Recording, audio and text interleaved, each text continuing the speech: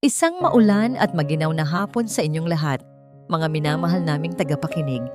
Narito na naman ang inyong lingkod upang samahan kayo sa isang kwentong hahaplos at marahil ay susugat sa ating mga puso.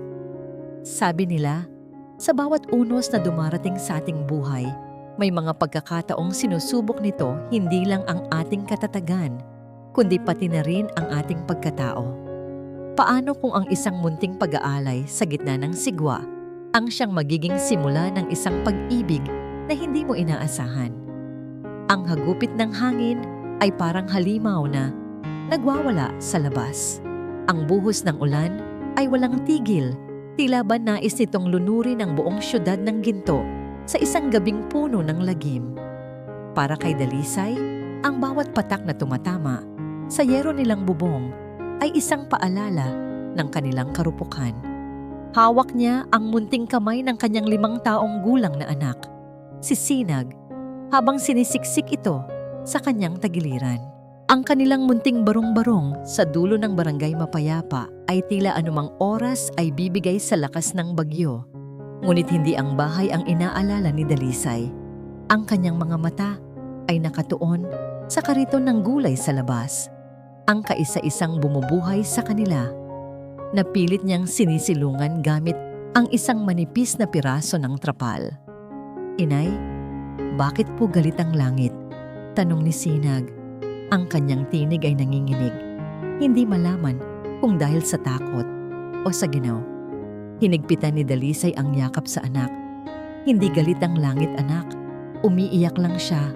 Bukas, sisikat din ulit ang araw, makikita mo. Pilit niyang pinatatag ang kanyang boses kahit sa loob niya ay nag-uumpisa na ring mamuo ang sarili niyang bagyo. Sa gitna ng malakas na buhos ng ulan, isang anino ang napansin ni Dalisay sa di kalayuan. Isang matandang lalaki, nakabaluktot sa isang sulok ng nagibang pader, nanginginig sa ginaw. Ang kanyang damit ay gutay-gutay at basang-basa. Walang sino man ang pumapansin sa kanya. Ang lahat ay abala sa pagsalba ng kanilang mga sarili. Naramdaman ni Dalisay ang isang kung anong kirot sa kanyang dibdib. Nakita niya ang sarili, ang kanyang anak, sa katauhan ng matanda. Walang kalaban-laban, pinagkaitan ng pagkakataon. Sandali lang, anak, bulong niya kay Sinag. Nagmamadali siyang lumabas. Binaliwala niya ang malamig na ulan na humahampas sa kanyang mukha. Tinanggal niya ang trapal na nakatakip sa kanyang mga gulay. Narinig niya ang mahinang pag-angal ng kanyang isipan. Ang mga gulay? Ang puhunan niya. Ang pambili ng bigas bukas. Ngunit mas malakas ang tibok ng kanyang puso. Nilapitan niya ang matanda at maingat na ipinantakip dito ang trapal. Nagulat ang matanda. Itinaas ang kanyang mukha na puno ng mga guhit ng panahon. Ang mga mata nito, bagamat pagod, ay may kakaibang kinang. Ineng, ang paninda mo. Halos pabulong na, sabi ng matanda. Umiling lang si Dalisay at ngumiti. Kinuha niya mula sa kanyang bulsa ang isang supot na papel. Sa loob nito ay ang kahuli-hulihang piraso ng pandesal na dapat sana ay para sa kanya. Inabot niya ito sa matanda. Mas kailangan niyo po ito, tay. Kumain na po kayo. Nag-aalangang tinanggap ng matanda ang tinapay. Bago pa man makakain, hinawakan nito ang kamay ni Dalisay. Ang palad nito ay magaspang, ngunit may kakaibang init. Tinitigan siya nito ng diretso sa mata. Ang ulan. Titila rin yan, ineng, sabi ng matanda sa isang tinig na puno ng kahulugan. Pero ang kabutihan ng puso mo, mananatili yan. Isang kidlat ang gumuhit sa kalangitan. At sa saglit na liwanag na yon, nakita ni Dalisay ang isang bagay sa mga mata ng matanda.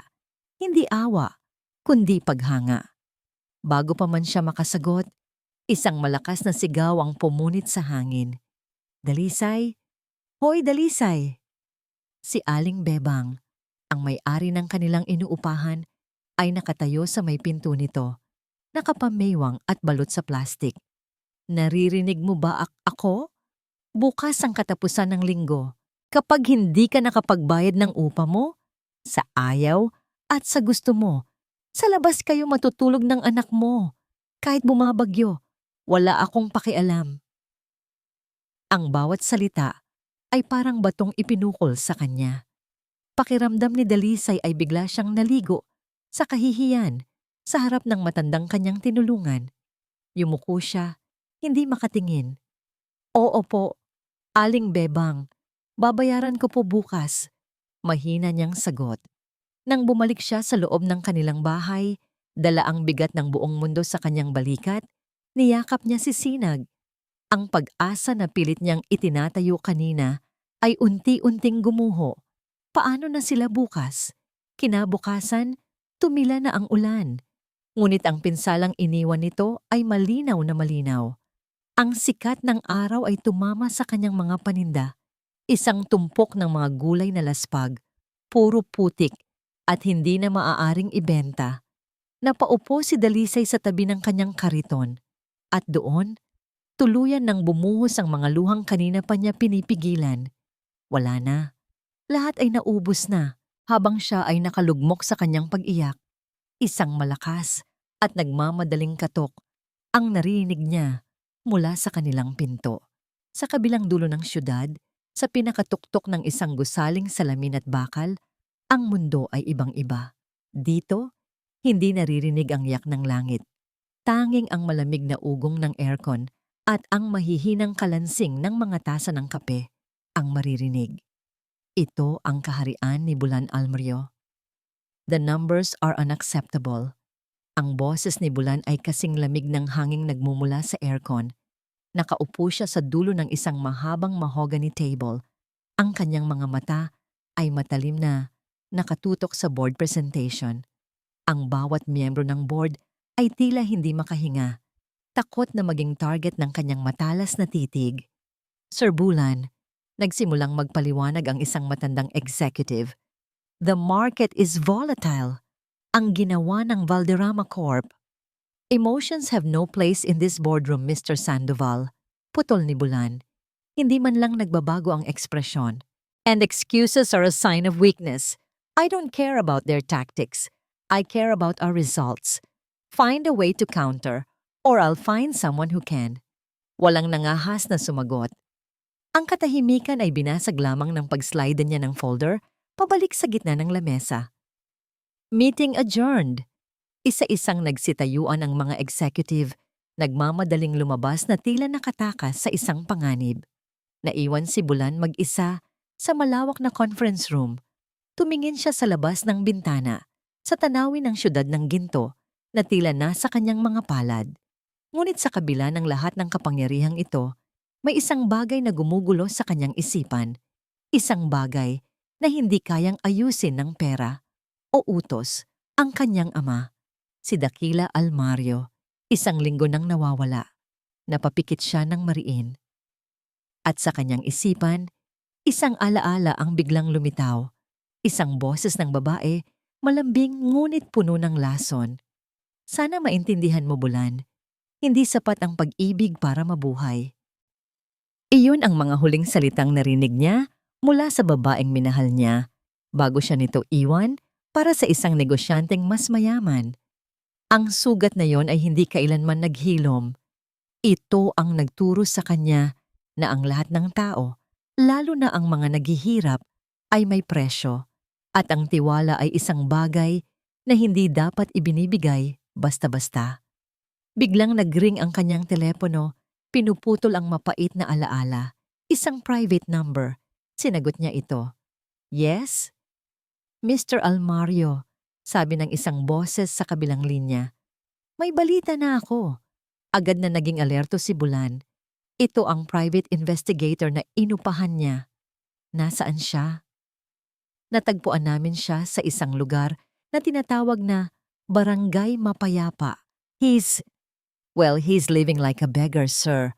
Mukhang tinatakbuhan niya ang pagiging si Dakila Almario. Kumuyom ang kamao ni Bulan. Ang kanyang ama, isang iginagalang na bilyonaryo, ay nagpapanggap na pulubi? Anong ginagawa niya doon? May kasama ba siya? Dito na po nagiging interesante, sir. Pagpapatuloy ng investigador. May isang babae, isang tindera ng gulay. Dalisay Reyes ang pangalan. Isang single mother. Base sa report ng mga tao ko, she's getting close to your father. In fact, kagabi, sa gitna ng malakas na bagyo, she made contact. Ginamit niya ang sarili niyang panakip sa paninda para silungan ang target. Napatayo si Bulan.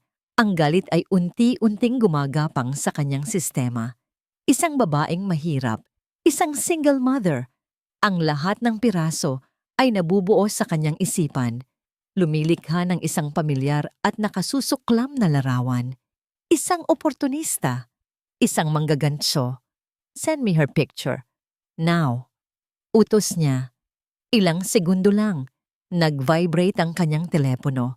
Isang litrato ang lumabas sa screen. Isang babaeng simple ang mukha. Basa ang buhok at may bakas ng pagod sa mga mata.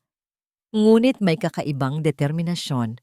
Ang babaeng sumira sa kanyang umaga sa coffee shop kanina. Siya pala. Ang babaeng sumisigaw ng dignidad habang sa isip ni Bulan ay kinukuha ang pera ng kanyang ama. Tinitigan niya ang litrato na may halong pandidiri. Mukhang maamo, pero tiyak na mapanlin lang. Ito na naman. Isang ahas na nagbabalat kayong tupa, handang tumuklaw sa sinumang mahina at maawain. At ang kanyang ama, sa kanyang katandaan, ang perpektong biktima. Hindi niya ito papayagan. Hindi na siya magpapaloko ulit. Pinindot niya ang intercom sa kanyang lamesa. Ang kanyang boses ay matigas at puno ng determinasyon. Liza? Yes, Sir Bulan, sagot ng kanyang sekretarya. Ipahanda mo ang sasakyan. Malamig niyang utos. Ang mga mata ay nakatitig pa rin sa litrato ni Dalisay. Pupunta tayo sa barangay Mapayapa. Oras na para harapin ang manggagansong yan. Ang katok sa pinto ay hindi na naghintay ng sagot. Bumukas ito ng malakas at iniluwa si Aling Bebang. Ang kanyang mukha ay kasing kulimlim ng langit kahapon. Oras na, Dalisay. Lumayas na kayo. Walang salitang lumabas sa bibig ni Dalisay. Ano pa nga ba ang kanyang sasabihin? Ang mga sirang gulay sa labas ay ang kanyang hatol. Tahimik niyang iniligpit ang kanilang iilang gamit. Ilang pirasong damit. Ang paboritong laruan ni Sinag. At ang litrato ng kanyang mga yumaong magulang. Ang lahat ng ari-arian nila ay nakasiksik sa dalawang pagod na bag. Nang papalabas na sila, si Sinag ay humawak ng mahigpit sa kanyang kamay. Ang mga mata ay puno ng pagkalito. Inamay, saan po tayo pupunta? Ngumiti si Dalisay, isang nangiting pilit at nanginginig. Mamamasyal tayo, anak. Maghahanap tayo ng bagong bahay na mas maganda. Habang naglalakad sila palayo, pasan ang bigat ng kanilang munting mundo. Hindi niya magawang lumingon. Bawat hakbang ay isang pagtanggap sa kanilang kabiguan. Sa malawak na syudad, pakiramdam niya ay sila na lang ni Sinag ang tao. Dalawang basang sisiw na walang mapuntahan. Sa gitna ng kanilang paglalakad, isang pamilyar na boses ang tumawag sa kanila. Ineng! Bata! Napalingon si Dalisay at nakita ang matandang lalaki kagabi. Ngayon, sa liwanag ng araw, iba na ang itsura nito. Nakasuot ito ng malinis na polo shirt kahit halatang luma at may bitbit na mga tiket ng lottery. Lolo. Masayang sigaw ni Sinag at tumakbo palapit. Ngumiti ang matanda. Isang nangiting tila nagpapaliwanag sa buong paligid. Inabutan niya ng candy si Sinag. Kamusta ka, aking munting kaibigan? Sabi nito, bago bumaling kay Dalisay. Ang kanyang mga mata ay puno ng pag-unawa. Tila alam niya ang lahat. Ako nga pala si Kila. Lolo Kila na lang. Dalisay po. Sagot niya, bahagyang yumuko. Nakita ko ang nangyari kanina. Mahinang sabi ni Lolo Kila. Huwag kang mag-alala. Ang bawat pagsara ng pinto ay may kasamang bintanang magbubukas. May itinuro ito sa dulo ng kalsada. May alam akong isang maliit na kwarto doon na pinapaupahan ni Kamiling. Subukan mong makiusap. Sabihin mong kilala mo ako. Baka sakaling payagan kanyang magbayad. kapag nakaipon ka na. Isang maliit na sinag ng pag-asa ang sumilay sa puso ni Dalisay. Nagpasalamat siya ng paulit-ulit bago sundan ang direksyong itinuro ng matanda. Gaya ng sinabi ni Lolo Kila, pinayagan sila ni Kamiling na manuluyan pansamantala. Ang kwarto ay maliit, ngunit para sa kanila, ito ay isang palasyo. Nang araw ding iyon, sa tulong ng mga bagong kapitbahay, nakakuha si Dalisay ng pansamantalang trabaho, isang tagapaghatid ng mga order mula sa isang kalapit na kainan. Ang isa sa kanyang mga delivery ay sa isang lugar na hindi niya aakalaing mapupuntahan niya ulit, ang Kapihan Tuktok, isang mamahaling coffee shop para sa mga mayayaman. Dala ang isang supot na papel, pumasok siya sa loob. Agad na naramdaman ang tingin ng mga tao sa kanyang simpleng kasuotan. Habang hinahanap niya ang lamesa ng umorder, isang boses na kasing talas ng bubog ang tumawag sa kanyang pangalan. Dalisay? Dalisay Reyes, is that you? Napatigil si Dalisay. Kilala niya ang boses na yon. Dahan-dahan siyang lumingon at nakita si Marahuyo Lopez, ang dati niyang kaibigan noong high school, nakasuot ng isang eleganteng bestida at napapalibutan ng mga babaeng kasing sosyal niya. Mara, mahina niyang bati. Tumawa si Marahuyo, isang tawang mapanghamak. Wow! Look what we have here! Anong ginagawa ng isang katulad mo sa ganito kalinis na lugar? Don't tell me, nagde-deliver ka? Tumingin ito sa suot niyang uniforme at muling tumawa. Mas malakas pa. Namula ang mga pisngi ni Dalisay. Pakiramdam niya ay lumiit siya.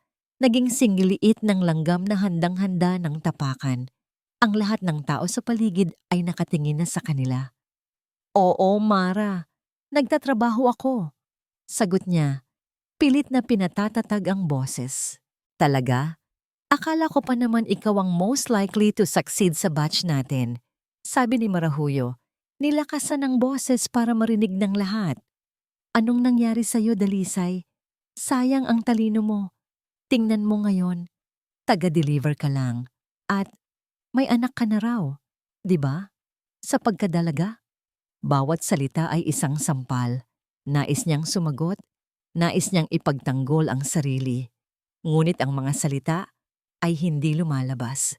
Nais na lang niyang maglaho. Sa isang sulok ng coffee shop, isang lalaking nakasuot ng mamahaling suit ang tahimik na nagmamasid. Si Bulan Almario. Kanina pa siya roon, naghihintay sa isang business meeting. Nakita niya ang buong eksena. Nakita niya ang babae mula sa litrato, ang babaeng pinaghihinalaan niyang nanloloko sa kanyang ama, na ngayon ay nasa isang mamahaling lugar. Kaharap ang isang babaeng halatang mayaman. So this is her game, isip niya. Nagpapanggap na kaawa-awa sa mahihirap, pero nakikipag-ugnayan sa mayayaman. Hindi na nakatiis si Dalisay. Tumalikod siya. Dala ang kahihiyan at ang mga luhang nagbabadyang tumulo. Nagmamadali siyang lumabas. Hindi na alintana ang order na kailangan niyang ihatid. Ang gusto lang niya ay makatakas. Sa kanyang pagmamadali, hindi niya napansin ang lalaking biglang tumayo sa kanyang daraanan. Nabangga niya ito ng malakas. Paumanhin po. Anya, hindi man lang tumitingin. Ngunit isang malamig na kamay ang humawak sa kanyang braso. Pinipigilan siya sa pag-alis. Itinaas niya ang kanyang mga matang puno ng luha at sinalubong ang isang pares ng matang kasing lamig ng yelo. Ito ang lalaking nakita niya sa loob. Tinitigan siya nito mula ulo hanggang paa, na may bakas ng pandidiri sa kanyang mga labi. Ang bawat segundo ng katahimikan ay tila isang karayom na tumutusok sa kanyang balat. Sino ang lalaking ito? Bakit ganito ang tingin niya sa kanya? Na tila ba siya ang pinakamaruming bagay na nakita nito sa buong buhay niya? At pagkatapos, nagsalita ito. Ang boses nito ay mahina ngunit matalim. Bawat salita ay puno ng lason na dahan-dahang gumapang sa kanyang pandinig. Magkano? Umpisa nito, ang mga mata ay hindi kumukurap. ang presyo mo para layuan mo ang ama ko? Parang bombang sumabog ang mga salitang iyon sa isipan ni Dalisay. Napawi ang lahat ng ingay sa paligid. Ang natira na lang ay ang kahulugan ng tanong na iyon. Isang direktang insulto sa kanyang pagkatao. Ama? Anong ama ang sinasabi niya? Ang kahihiyan na dala niya mula sa pag-uusap nila ni Marahuyo ay biglang napalitan ng pagkalito at isang mas malalim na sakit. Isang sakit na dulot ng paghusga mula sa isang taong hindi niya kilala para sa isang kasalanang hindi niya maintindihan. Nakatitig lang siya rito. Ang mga luha ay tuluyang bumagsak mula sa kanyang mga mata, hindi na lang dahil sa lungkot, kundi dahil sa bigat ng isang akusasyong hindi niya sukat akalain. Sa isang iglap, dalawang magkaibang mundo ang bumangga at siya ay naipit sa gitna, wasak at walang maintindihan. Ang hangin sa pagitan nilang dalawa ay tila maaaring hiwain ng kutsilyo. Paulit-ulit na umalingaw-ngaw sa isip ni Dalisay ang tanong, magkano ang presyo mo? Ang bawat pantig ay isang latigo na humahagupit sa kanyang dignidad. Sa isang iglap, ang mga luhang kanina pa gustong kumawala ay biglang natuyo. Napalitan ito ng isang apoy na nagsimulang mag-alab mula sa kaibuturan ng kanyang pagkatao. Itinaas niya ang kanyang baba at sinalubong ang malamig na titig ni Bulan. Paumanhin. Nagsimula siya. Ang kanyang boses ay mahina, ngunit matatag, walang bahid ng panginginig. Pero sa mundong ginagalawan ko, may mga bagay na hindi nabibili ng pera.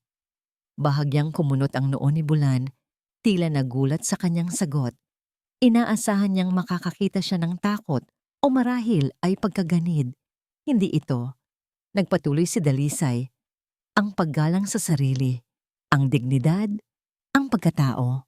Iyan ang mga bagay na kahit kailan ay hindi mo mauunawaan. Dahil ang tingin mo sa lahat ng tao ay parang mga produktong may nakasabit na presyo. Gumuhit ang isang mapait na ngiti sa kanyang mga labi. Kaya pasensya ka na, Ginoo. Wala kang sapat na pera para bilhin ang wala ako. Hindi niya hinintay ang sagot nito. Tinalikuran niya si Bulan at sa bawat hakbang palayo, pakiramdam niya ay muli niyang binubuo ang kanyang sarili. Iniwan niya ang lalaki na nakatayo roon, bahagyang nakabukas ang bibig, tila hindi makapaniwala sa nangyari. Sa pananaw ni Bulan, ang eksena ay isang perpektong pag-arte. Hindi siya naniniwala sa sinseridad ni Dalisay. Para sa kanya, ito ay isang matalinong taktika. She's good, isip niya habang pinapanood itong maglakad palayo. She didn't take the bait. She's aiming for something much bigger than cash. She wants the whole empire. Ang kanyang pagdududa ay lalo lamang tumibay. Naging isang matigas na pader ng galit at determinasyon. Kinabukasan, habang nasa kanyang opisina, isang video ang ipinadala sa kanya ng private investigator. Pinanood niya ito sa kanyang telepono. Ang video ay kuha mula sa malayo. Nakita niya ang kanyang ama, si Dakila, na nakaupo sa isang bangko sa gilid ng kalsada. Ngunit hindi na ito mukhang kaawa-awa.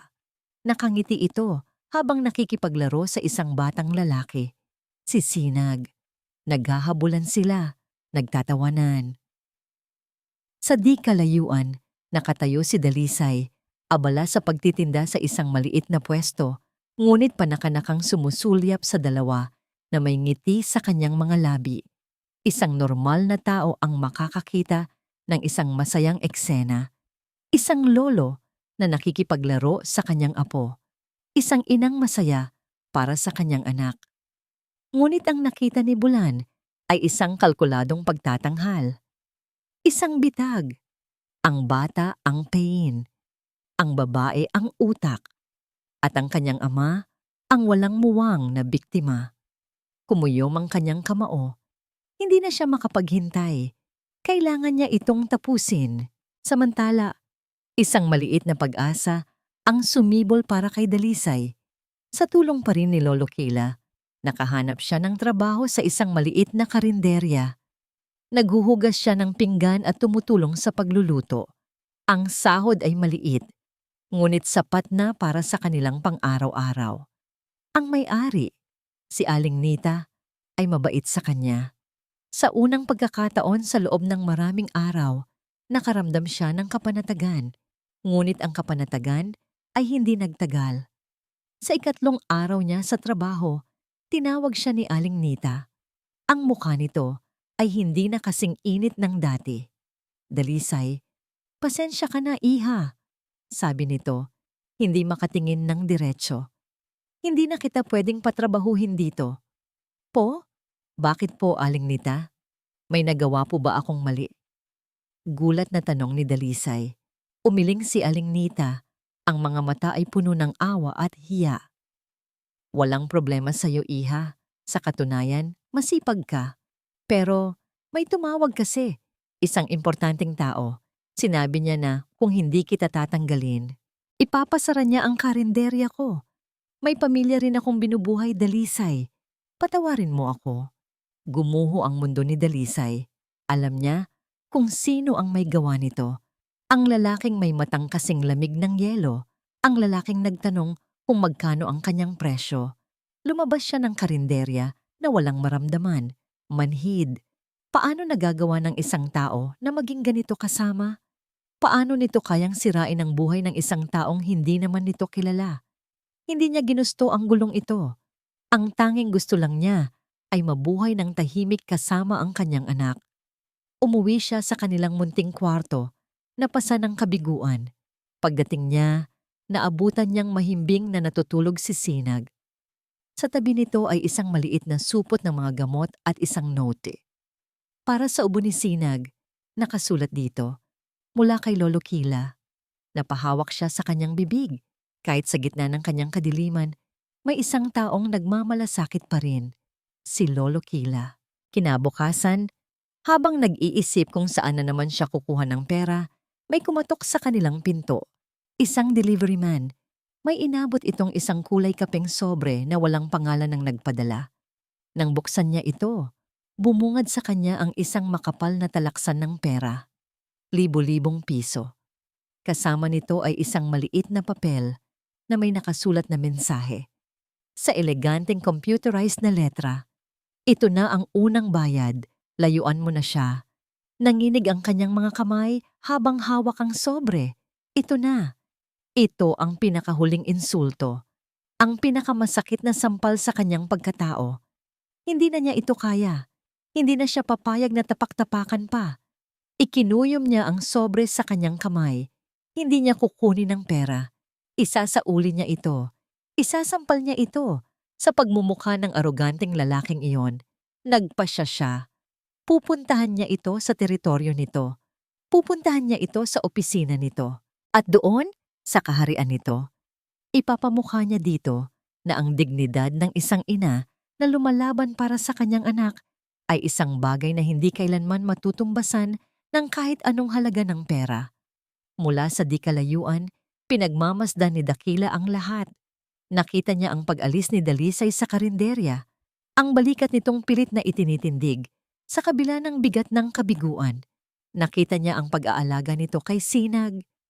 At alam niya, sa puso niya, na ang anak niyang si Bulan ang may kagagawan ng lahat.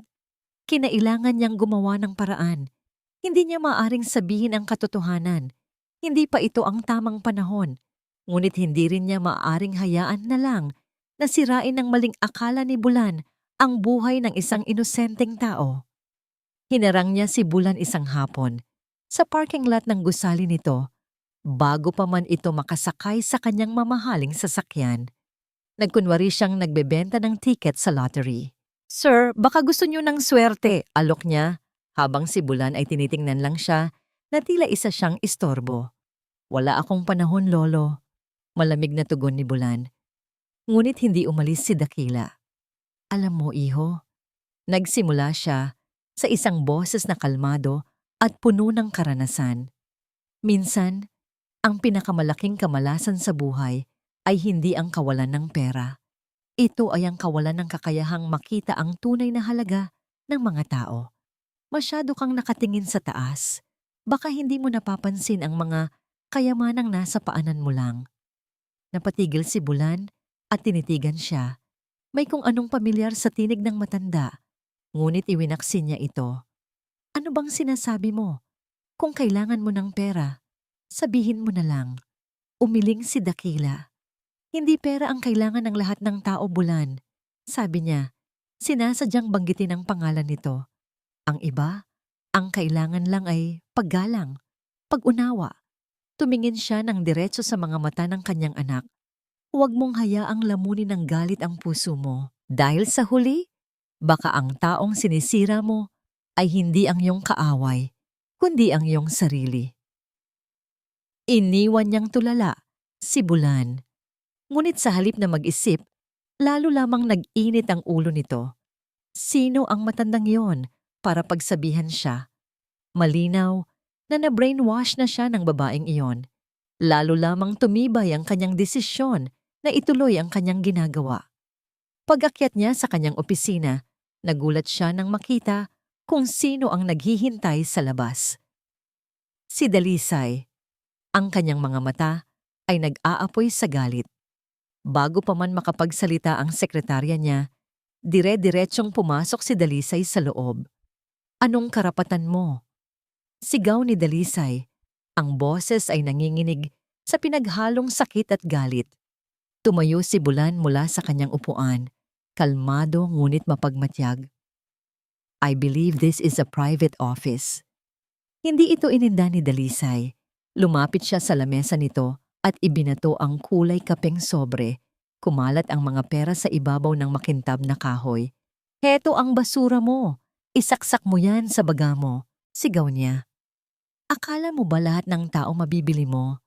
Akala mo ba lahat ng mahirap ay desperado? Sinira mo ang trabaho ko. Pinagkaitan mo ng pagkain ng anak ko. Para saan? Dahil sa marumi mong pag-iisip? Dahil sa tingin mo, lahat ng bagay sa mundo ay tungkol sa pera? Humakbang siya palapit, walang takot. Sabihin ko sa'yo, Mr. Almario, mas gugustuhin ko pang mamatay sa gutom kaysa tumanggap ng kahit isang kusing mula sa isang taong katulad mo. Isang taong mayaman nga sa salapi, pero pulubi naman sa pagkatao. Pagkatapos noon, tumalikod na siya at nagmartsa palabas. Naiwan si Bulan na nakatitig sa nagkalat na pera. Sa halip na makaramdam ng hiya, ang tanging naramdaman niya ay paghanga sa galing ng babae. What a performance, isip niya. She's raising the stakes. She knows my father is watching. This is all part of the act. Biglang nagring ang kanyang telepono, ang private investigator. Sir, may nalaman akong bago, sabi nito. Hindi lang ito tungkol sa babae. It's about Marahuyo Lopez. Anong tungkol sa kanya? Tanong ni Bulan, agad na naging interesado. She's been meeting regularly with Ricardo Valderrama, the CEO of Valderrama Corp. Parang binuhusan ng malamig na tubig si Bulan. Valderrama, ang pinakamalaki nilang kakompetensya, ang kumpanyang walang awang sumisira sa kanila sa merkado. Anong koneksyon ni Marahuyo dito? Are you sure? 100% sir. May mga litrato ako. Mukhang may malalim silang ugnayan. At base sa timeline, nagsimula ang mga pagkikita nila kasabay ng pagkawala ng ama ninyo. Naguguluhan si Bulan. Paano nagkaugnay-ugnay ang lahat? Si Marahuyo, na dati niyang kaibigan. Si Valderrama, na kanyang kaaway. At si Dalisay, ang babaeng ugat ng lahat ng ito. Wait a minute, sir, sabi ng investigador. Tila may bago itong nakita. May ipapadala ako sa iyong isang litrato. Kuha lang kaninang umaga. Nag-vibrate ang telepono ni Bulan. Binuksan niya ang mensahe. Isang litrato. Nakita niya si Marahuyo, nakatayo sa isang eskinita sa Barangay Mapayapa. At ang kausap nito, sa isang anggulong tila nag-uusap sila ng palihim ay walang iba kundi si Dalisay. Sa sandaling iyon, lahat ng piraso ng puzzle ay nagkabit-kabit sa isipan ni Bulan. Isang malinaw, nakakakilabot at ganap na maling konklusyon. Hindi sila magkahiwalay na problema. Iisa lang sila, isang team. Si Dalisay ang pain para sa kanyang ama, si Marahuyo ang espiya sa kanyang mundo, at si Valderrama ang nasa likod ng lahat. Hinihila ang mga tali. Isang malamig na galit ang gumapang sa kanyang buong katawan. Hindi lang pala siya niloloko. Pinagtutulungan siya. Tinatraidor. Ang litrato sa kanyang telepono ay tila isang mantsa na hindi mabura. Si Dalisay at si Marahuyo magkasama. Ang dalawang babaeng gumugulo sa magkaibang bahagi ng kanyang buhay ay magkakampi pala. Bago pa man makapasok sa isip ni Bulan ang kahit katiting na pagdududa, ang galit at ang pakiramdam ng pagkakanulo ay tuluyan ng bumulag sa kanya. Ang lahat ng nangyari ay biglang nagkaroon ng bagong kahulugan. Ang pagtanggi ni Dalisay sa pera? Isang palabas. Ang pag-arte nitong api-apihan? Isang estratehiya. Ang lahat ay isang malaking bitag. At siya, kasama ang kanyang ama, ay ang mga target. Ang hindi alam ni Bulan, ang katotohanan sa likod ng litrato ay ibang-iba. Nang umagang yon, habang naglalakad si Dalisay para bumili ng pandesal, hinarang siya ni Marahuyo sa isang eskinita. Ang dating kaibigan ay hindi na nakangiti ng mapanghamak. Ang mukha nito ay seryoso at puno ng pagbabanta. "Layuan mo ang pamilya Almario," sabi ni Marahuyo, ang boses ay mahina, ngunit may diin. "Wala akong ginagawang masama, Mara," sagot ni Dalisay, naguguluhan. Tumawa ng mapakla si Marahuyo. "Wala. Dalisay, hindi ka na bata. Alam nating pareho na ang kahirapan ay isang sakit at ang mga almaryo ang gamot. Pero hayaan mong bigyan kita ng babala. Akin ang gamot na yon. Subukan mong lumapit kay Bulan o sa matanda niyang ama at sisiguraduhin kong ang buhay mo na miserable na ay magiging isang tunay na impyerno." Ang eksenang iyon, isang pagbabanta, hindi isang pagsasabwatan, ang nakuhaan ng litrato at ipinadala kay Bulan. Isang perpektong anggulo na lumikha ng isang perpektong kasinungalingan. Sa kanyang madilim na opisina, si Bulan ay tila isang general na nagpaplano ng kanyang pinakamalupit na pag-atake. Tinitingnan niya ang isang diagram na ginawa niya sa isang whiteboard. Sa isang gilid ay ang pangalan ni Dalisay, konektado sa kanyang ama. Sa kabilang gilid ay si Marahuyo, konektado kay Valderrama. At ngayon, sa gitna, isang makapal na linya ang nagdurugtong sa dalawang babae. Para sa kanya, malinaw na ang lahat. Isa itong corporate espionage na may kasamang personal na atake. Gagamitin ni Dalisay ang kanyang ama para makuha ang tiwala at impormasyon, habang si Marahuyo naman ang magiging tulay para ibigay ito kay Valderrama. Ang sugat ng nakaraan, ang pag-iwan sa kanya dahil sa pera, ay muling kumirot, mas malala pa kaysa dati. Noon, isa lang ang nagtaksil sa kanya. Ngayon, dalawa. At hindi lang ang puso niya ang nakataya, kundi ang buong kumpanya na ipinundar ng kanyang ama. Isang malamig at nakakakilabot na determinasyon ang bumalot sa kanyang pagkatao. Kung gusto nila ng laban, bibigyan niya sila. Ngunit hindi sa paraang inaasahan nila. Hindi niya ito idadaan sa boardroom. Idadaan niya ito sa korte ng opinyon ng publiko, kung saan ang kahihiyan ay mas masakit kaysa sa anumang pagkalugi. Kinuha niya ang kanyang telepono at tinawagan ng isang numero na matagal na niyang hindi tinatawagan. Isang numero ng isang makapangyarihang mamamahayag na may utang na loob sa kanya. "Miguel," sabi ni Bulan. Ang kanyang boses ay kalmado sa isang paraang nakakatakot. "May ibibigay ako sa iyong exclusive. Isang kwento na tiyak na pagpipiestahan ng buong bansa."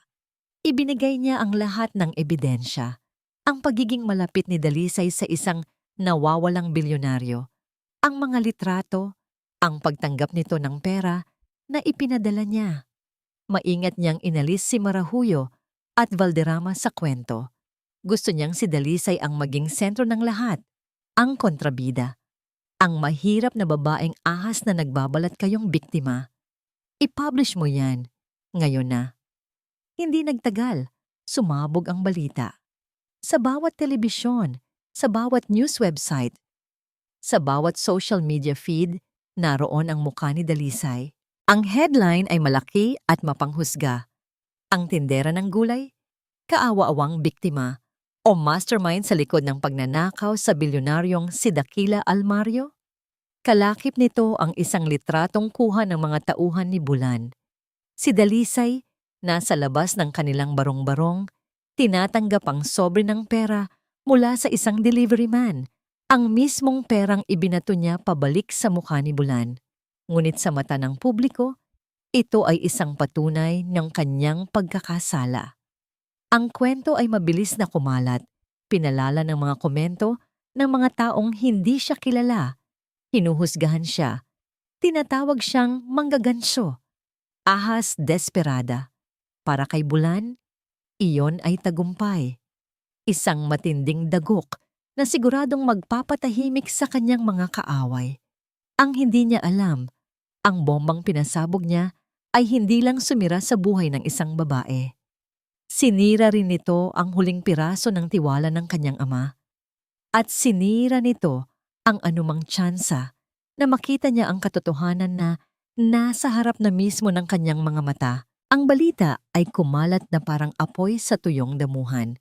Para kay Dalisay, ang bawat salita sa artikulo, ang bawat komento sa social media ay parang mga batong ibinabato sa kanya. Isa-isa, hanggang sa wala nang natira sa kanyang pagkatao, kundi mga pasa at sugat. Ang barangay Mapayapa, na dati ay isang lugar ng simpleng pamumuhay, ay naging isang korte na humuhusga sa kanya. Ang mga kapitbahay na dati ay bumabati sa kanya, ay ngayoy tinitingnan siya na may halong pandidiri at pagdududa. Ang mga ngiti ay napalitan ng mga bulungan. Ayan na yung manggaganso. Kawawang Mr. Almario, naloko ng mukhang maamong yan. Mahirap na nga, masama pa ang ugali. Naging bingi si Dalisay sa lahat, ngunit ang pinakamasakit ay hindi ang mga salita ng ibang tao. Isang hapon, umuwi si Sinag mula sa paglalaro sa labas. Umiiyak. "Inay?"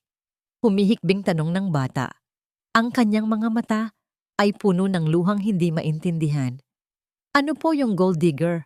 Sabi po ni Berto. "Gold digger ka raw po. Masama po ba yon?" Sa sandaling iyon, gumuho ang lahat ng pader na pilit itinatayo ni Dalisay sa paligid ng kanyang puso.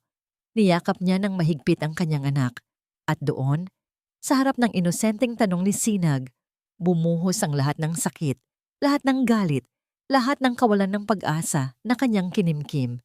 Hindi na siya umiiyak para sa kanyang sarili. Umiiyak siya para sa kanyang anak na nadadamay sa isang kasalanang hindi niya ginawa. Sinubukan niyang maghanap muli ng trabaho, kahit anong trabaho, paglalabada, paglilinis ng bahay, pagwawalis ng kalsada. Ngunit saan man siya magpunta, nakasunod sa kanya ang kanyang bagong reputasyon. Ang kanyang mukha ay nasa lahat ng dako. Isinasara ng mga tao ang kanilang mga pinto sa kanya, na tila ba siya ay may dalang nakakahawang sakit. Wala na. Lahat ay nawala. Ang kanyang trabaho, ang kanyang dignidad, ang tiwala ng mga tao sa paligid niya.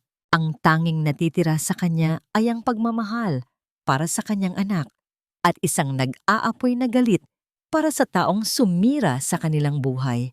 Isang gabi, habang tinitingnan niya ang natutulog na si Sinag, na bahagyang nilalagnat dahil sa gutom at sama ng panahon, isang desisyon ang nabuo sa kanyang isipan. Hindi na siya maaaring manahimik. Hindi na siya maaaring magtago. Kung ito na rin lang ang katapusan, haharapin niya ang kanyang berdugo.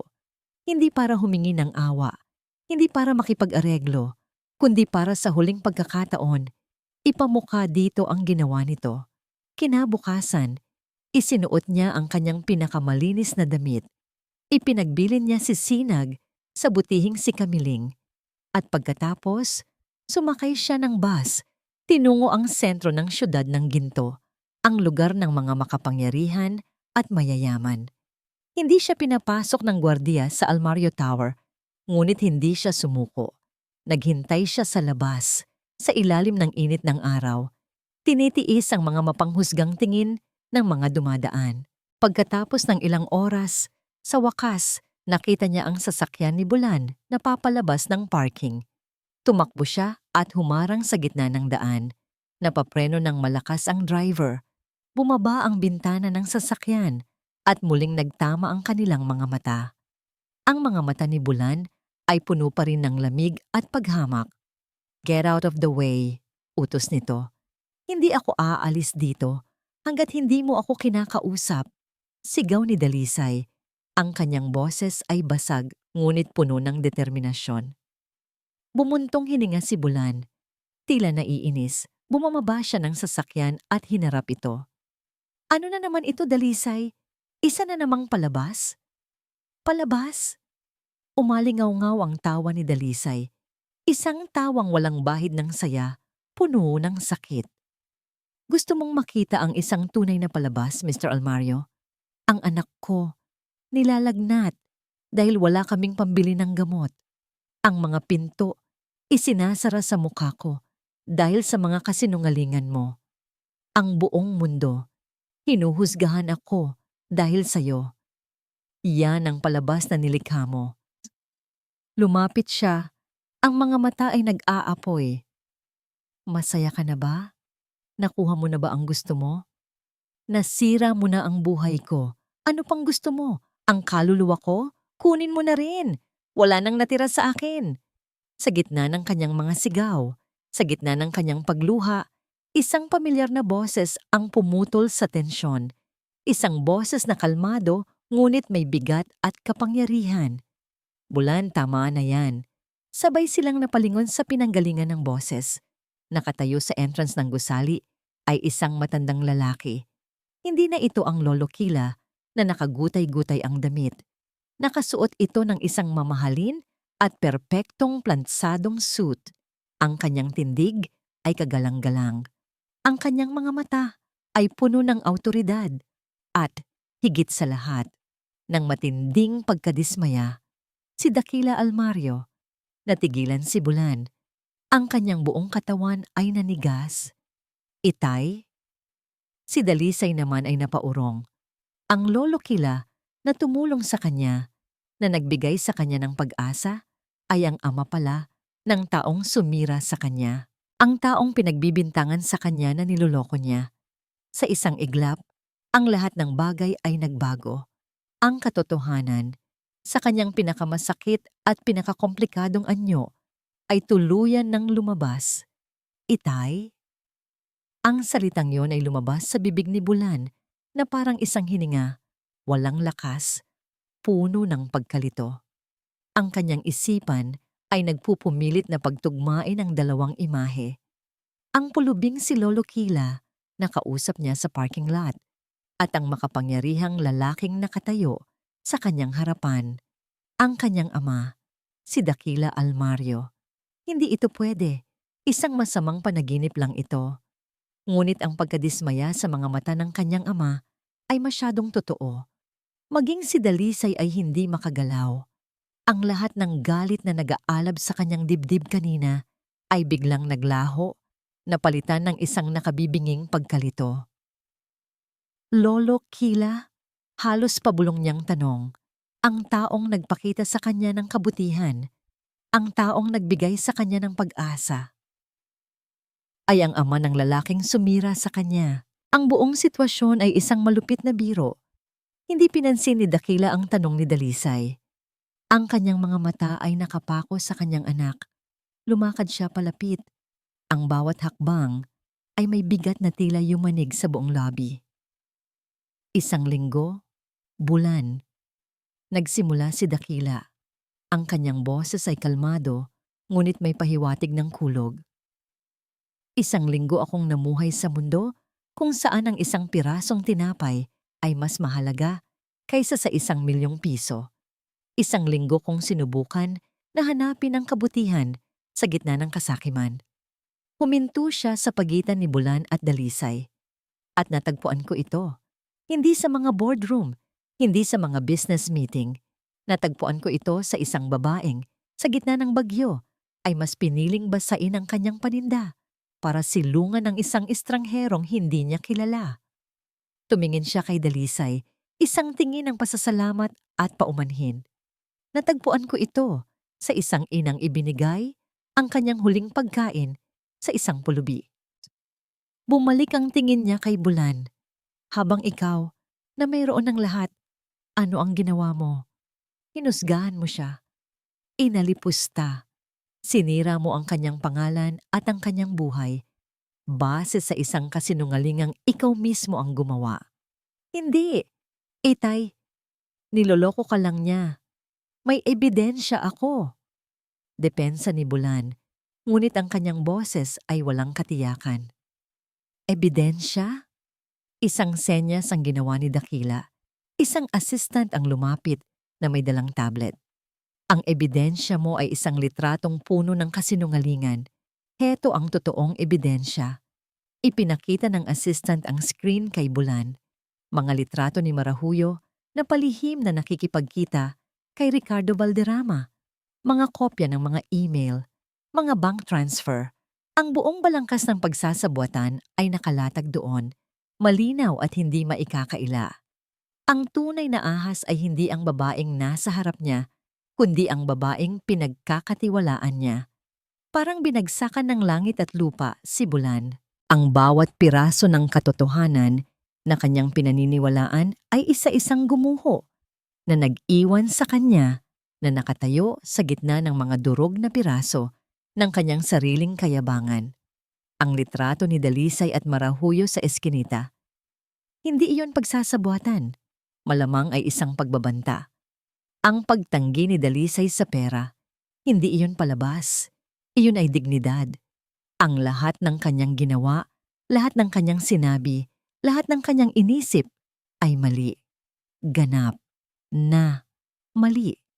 Ang kanyang mga mata ay dahan-dahang napabaling kay Dalisay at sa unang pagkakataon, hindi na ang tindera ng gulay o ang manggagantso ang kanyang nakita. Nakita niya ang isang babae, isang inang pagod ang mga mata, isang taong wasak ang puso. Nakita niya ang bawat sugat, ang bawat latay na siya mismo ang nag-iwan.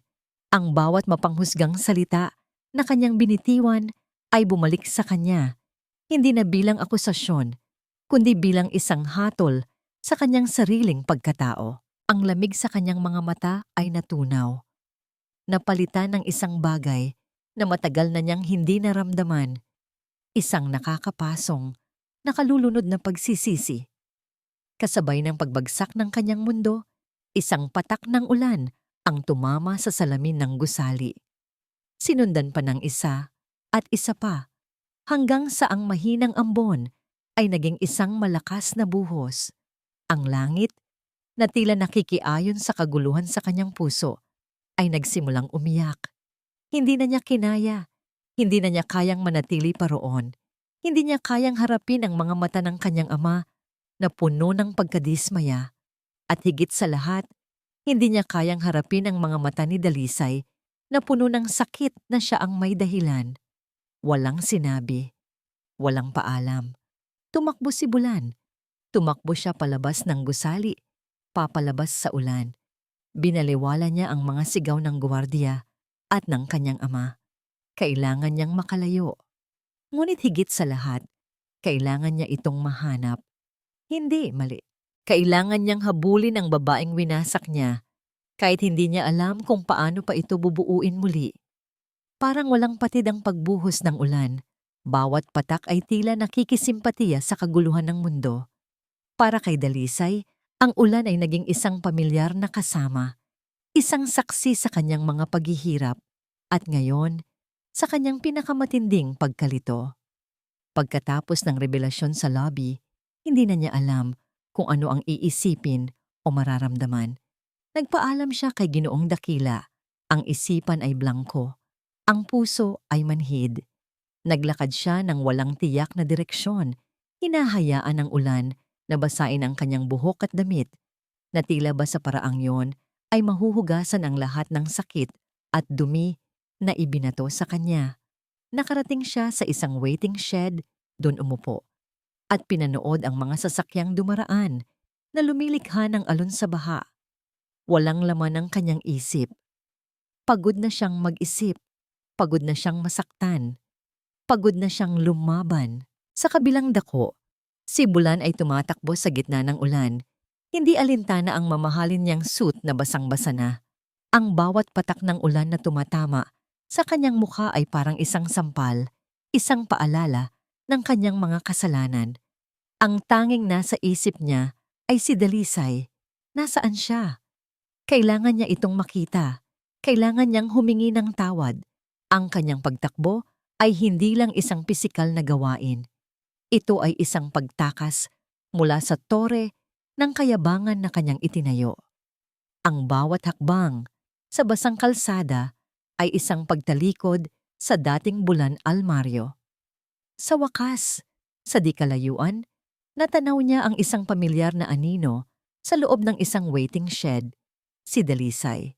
Dahan-dahan siyang lumapit. Ang puso niya ay kumakabog ng malakas, mas malakas pa sa dagundong ng kulog. Nang makita siya ni Dalisay, walang nagbago sa ekspresyon nito. Tila ba isa na lang siyang anino, isang bahagi ng maulang tanawin na walang halaga. Huminto si Bulan sa harap niya, basang-basa. Tumutulo ang tubig mula sa kanyang buhok, pababa sa kanyang mukha. Walang salitang lumabas sa kanyang bibig. Ano nga ba ang sasabihin niya? Paano mo sisimulan ang paghingi ng tawad para sa isang kasalanang sumira sa buong pagkatao ng isang tao? Tumingin si Dalisay sa kanya. Ang mga mata ay walang emosyon. Ano pang kailangan mo sa akin, Mr. Almario? Hindi pa ba sapat? Ang tanong na yon, na binitawan ng walang galit, ay mas masakit pa kaysa sa anumang sigaw. Dito na unawaan ni Bulan na ang opposite ng pag-ibig ay hindi galit, kundi ang kawalan ng pakialam. At iyon ang ibinibigay sa kanya ni Dalisay ngayon. At sa sandaling iyon, isang imahe ang biglang pumasok sa kanyang isipan. Ang gabing iyon ng malakas na bagyo. Isang babae na ginamit ang sarili nitong trapal para silungan ang isang matandang estranghero. Isang simpleng akto ng kabutihan na naging simula ng lahat. Ang kabutihang hindi niya nakita. Ang kabutihang kanyang hinusgahan at winasak.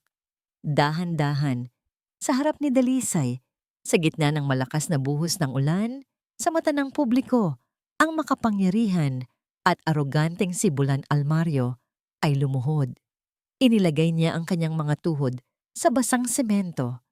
Iniyukoin niya ang kanyang ulo. Ang CEO na hindi kailanman yumukod sa kahit sino ay ngayon ay nakaluhod sa harap ng isang babaeng kanyang inapi. Nagulat si Dalisay. Hindi niya ito inaasahan. Patawarin mo ako. Nagsimula si Bulan. Ang kanyang boses ay basag, naghahalo sa tunog ng ulan. Patawad. Alam kong walang kapatawaran ang ginawa ko. Naging bulag ako. Naging bingi. Hinayaan kong lamunin ako ng nakaraan ko, ng galit ko. At ikaw at ang anak mo ang nagbayad para doon. Itinaas niya ang kanyang mukha at sa unang pagkakataon, nakita ni Dalisay ang mga luha sa mga mata nito, mga tunay na luha ng pagsisisi. Ipinahiya kita. Sinira ko ang pangalan mo. Tinanggalan kita ng hanapbuhay. Halos kunin ko na ang lahat sa'yo dahil lang sa aking kayabangan. Pagpapatuloy niya. Wala akong karapatang humingi ng tawad, pero nandito ako ngayon, nakaluhod sa harap mo, hindi bilang CEO, hindi bilang isang Almario, kundi bilang isang taong labis na nagsisisi. Patawarin mo ako, Dalisay. Ang imahe ay makapangyarihan, isang salamin ng gabing iyon. Noon, si Dalisay ang nag-alay ng kanlungan mula sa ulan. Ngayon, si Bulan ang nag-aalay ng kanyang sarili, ng kanyang buong pagkatao, sa ilalim ng parehong ulan, humihingi ng kapatawaran. Dahan-dahang tumulo ang mga luha mula sa mga mata ni Dalisay. Ngunit sa pagkakataong ito, hindi na ito luha ng sakit, kundi luha ng isang pusong nagsisimulang maghilom. Dahan-dahan siyang tumayo. Lumapit siya kay Bulan. At sa isang kilos na hindi inaasahan ng lalaki, inabot niya ang kanyang kamay at marahan siyang itinayo. Hindi pa rin siya nagsasalita. Tinitigan lang niya ito at sa kanyang mga mata, isang maliit na kislap ng pag-unawa ang nagsimulang sumilay. Hayaan mo akong itama ang lahat, bulong ni Bulan. Ang kanyang boses ay puno ng desperasyon at isang bagong pag-asa. Hindi lang para sa'yo, kundi para na rin sa akin. Ang pagtila ng ulan kinabukasan ay tila isang hudyat ng bagong simula. Ngunit alam ni Bulan na ang pagpapatila sa bagyo na kanyang nilikha ay mangangailangan ng higit pa sa pagbabago ng panahon. Kailangan nito ng gawa, hindi lang salita. Sa unang pagkakataon, kumilos si Bulan at ang kanyang ama, si Dakila, bilang isang tunay na mag-ama, magkakampi at may iisang layunin. Ang kanilang unang hakbang, linisin ang pangalan ni Dalisay. Isang press conference ang mabilis na inorganisa sa mismong lobby ng Almario Tower. Puno ito ng mga mamamahayag. Ang kanilang mga kamera ay nakatutok. Handang kunan ang susunod na kabanata ng iskandalong kanilang sinimulan. Ngunit ang ibinigay sa kanila ng mag-amang Almario ay hindi iskandalo, kundi ang katotohanan. Si Dakila ang unang nagsalita. Ikinuwento ang kanyang karanasan bilang si Lolo Kila at ang walang halong kabutihan na ipinakita sa kanya ni Dalisay. Pagkatapos, si Bulan naman ang humarap sa mikropono. Wala na ang dating aroganteng CEO. Ang nakatayo sa harap ng bansa ay isang lalaking mapagkumbaba at puno ng pagsisisi. Ilang araw ang nakalipas, nagsimula si Bulan. Ang kanyang boses ay matatag, ngunit may bakas ng panginginig. Ako, sa aking sariling kapabayaan at maling akala, ang nagpakalat ng isang kasinungalingang sumira sa buhay ng isang mabuting tao. Ngayon, narito ako para itama ang pagkakamaling iyon. Tumingin siya ng diretso sa isang kamera.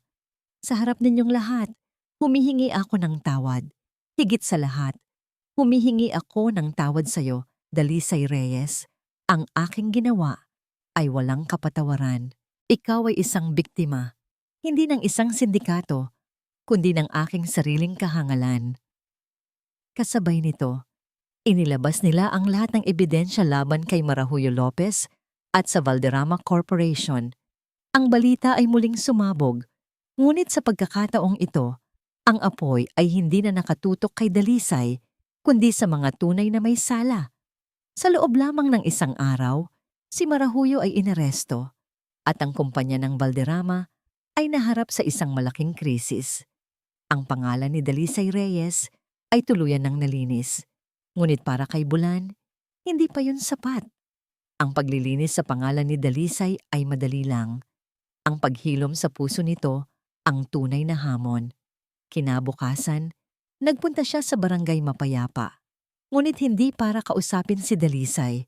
Dala ang isang malaking team mula sa foundation ng kanilang kumpanya. Nag-organisa siya ng isang medical mission at feeding program para sa buong komunidad. Nakita niya si Sinag na nakasilip mula sa malayo. Medyo may takot pa rin sa kanya. Ngumiti si Bulan at lumapit. Hindi bilang isang mayaman, kundi bilang isang kaibigan. Inabutan niya ito ng isang bola. Para sa'yo, sabi niya. Gusto mong maglaro? Nang makita ni Dalisay mula sa kanilang bintana ang kanyang anak, na masayang naglalaro ng bola kasama si Bulan, ang lalaking minsan nitong kinamuhian. Isang kakaibang ngiti ang sumilay sa kanyang mga labi. Nang gabing iyon, muling nagpunta si Bulan sa kanilang bahay. Dala niya ang isang simpleng supot ng pagkain. Alam kong hindi ito makakabawi sa lahat, sabi niya. Iniabot ang supot. Pero gusto ko lang na magsimula ulit. Kung papayagan mo ako. Tinitigan siya ni Dalisay, sinusuri ang kanyang mga mata, hinahanap ang dating lamig. Ngunit wala na yon. Ang nakikita niya na lang ay sinseridad. Salamat, sabi ni Dalisay. Tinanggap ang pagkain. Nagkaroon ng isang sandali ng katahimikan. Gusto kitang imbitahan, biglang sabi ni Bulan. Hindi sa isang mamahaling restaurant, sa isang simpleng lugar lang, para makapag-usap, para makilala mo ako, ang tunay na ako. Muling natahimik si Dalisay.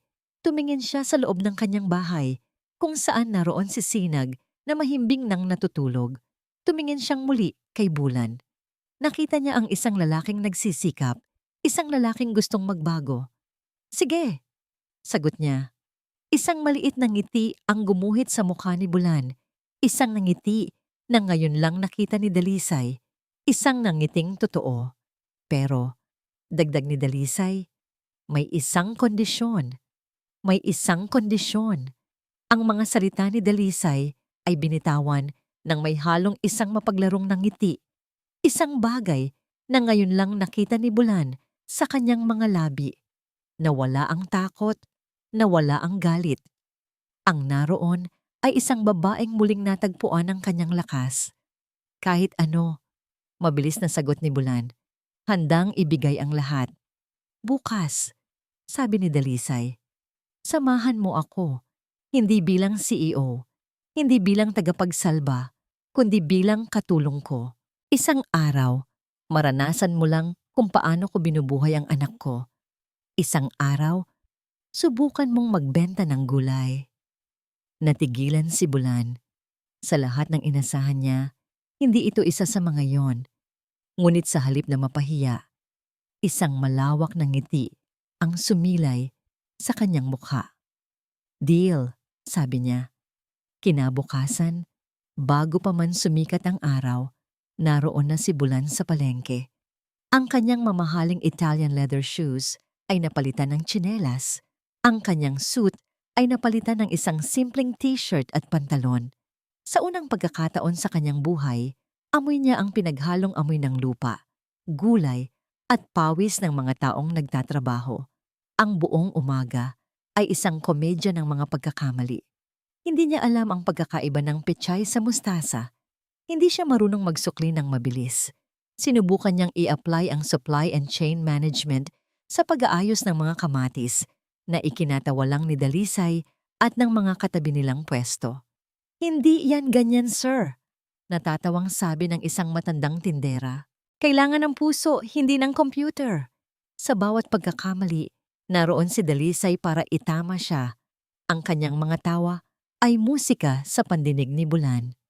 At sa bawat tawa, mas lalo niyang nararamdaman na natatanggal ang bigat sa kanyang dibdib. Natutunan niyang ngingitian ang mga customer, nakiusap sa mga suki, at naramdaman ang saya sa bawat pisong kanyang kinikita. Nang magtatanghali, umupo sila sa isang bangko para kumain ng pananghalian, kanin at pritong isda na nakabalot sa dahon ng saging. Pawis, pagod, at medyo marumi. Ngunit para kay Bulan, iyon ang pinakamasarap na pagkaing natikman niya sa buong buhay niya. Ngayon, naiintindihan ko na, mahinang sabi ni Bulan habang nakatingin sa kanyang mga kamay na may bahid ng lupa. Hindi ko kailanman naintindihan ang bigat ng bawat barya. Ang hirap, ang pagod, ang dignidad sa likod nito. Ang alam ko lang ay ang resulta sa dulo ng mga numero. Tumingin siya kay Dalisay.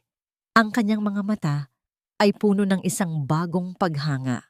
Ang yaman mo, Dalisay, ay hindi nasusukat sa pera. Nasusukat ito sa lakas at puso. Ngumiti si Dalisay, isang ngiting puno ng pagtanggap. At ang yaman mo, Bulan, ay hindi rin pala nasa bangko. Nasa puso mo rin. Kailangan lang hukayin. Nang gabing iyon, isang hapunan ang naganap sa mansyon ng mga almaryo. Ngunit hindi ito isang formal na salo-salo. Ang malaking hapagkainan ay puno ng tawanan. Sa isang sulok, si Dakila Almario, hindi na ang chairman ng kumpanya, kundi si Lolo Kila ay masayang nakikipaglaro ng eroplano-eroplanuhan kay Sinag, na tila ba sila ay matagal nang maglolo. Ang mga halakhak ng bata ay umalingaw-ngaw sa buong kabahayan. Pinupuno ito ng isang bagong uri ng buhay. Sa may hapag, magkatabing nakaupo si Bulan at Dalisay. Ang kanilang pag-uusap ay mahina, puno ng mga ngiti at pasulyap-sulyap na tingin. Sa ilalim ng mesa, dahan-dahang hinanap ng kamay ni Bulan ang kamay ni Dalisay at marahan itong hinawakan. Hindi bumitaw si Dalisay. Sa halip, hinigpitan niya ang hawak dito. Habang pinagmamasdan nila ang masayang eksena sa kanilang harapan, si Dakila at si Sinag, dalawang henerasyon na pinagbuklod ng isang di inaasahang pangyayari, naunawaan nilang lahat. Ang tunay na yaman ay hindi ang mga gusali o ang mga numero sa stock market.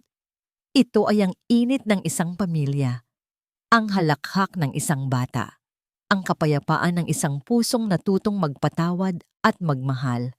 Sa gitna ng unos, natagpuan nila hindi lang ang pag-ibig, kundi ang kanilang mga sarili at ang isang kayamanang hindi kailanman mananakaw ng kahit sino, ang tunay na yaman. At dito po nagtatapos ang kwento ni Dalisay at Bulan. Isang kwentong nagturo sa atin na ang tunay na halaga ng isang tao ay hindi nasusukat sa kung anong mayroon siya, kundi sa kung anong kaya niyang ibigay mula sa kanyang puso. Ang kabutihan, gaano man kaliit, ay may kakayahang baguhin hindi lang ang isang buhay, kundi ang buong mundo. Maraming salamat po sa inyong walang sawang pagsubaybay at pakikinig. Sana po ay may aral kayong napulot at inspirasyong baon-baon mula sa kwentong ito. Ano po ang masasabi ninyo sa paglalakbay ni Dalisay at Bulan? At anong klaseng kwento naman ang gusto ninyong marinig sa susunod? I-comment nyo lang po sa ibaba. Hindi dito nagtatapos ang ating paglalakbay. Marami pa pong kwentong kasing ganda at mas puno ng aral dito sa aming channel. Kung nagustuhan nyo ang kwentong ito, i-like, i-share sa pamilya at mga kaibigan at mag-subscribe na rin para lagi kayong updated sa mga susunod pa naming kwento. I-click nyo ang notification bell para kayo ang unang makarinig kapag may bago kaming upload. Pagpalain po kayo ng Panginoon. Kayo at ang inyong buong pamilya. Hanggang sa muli.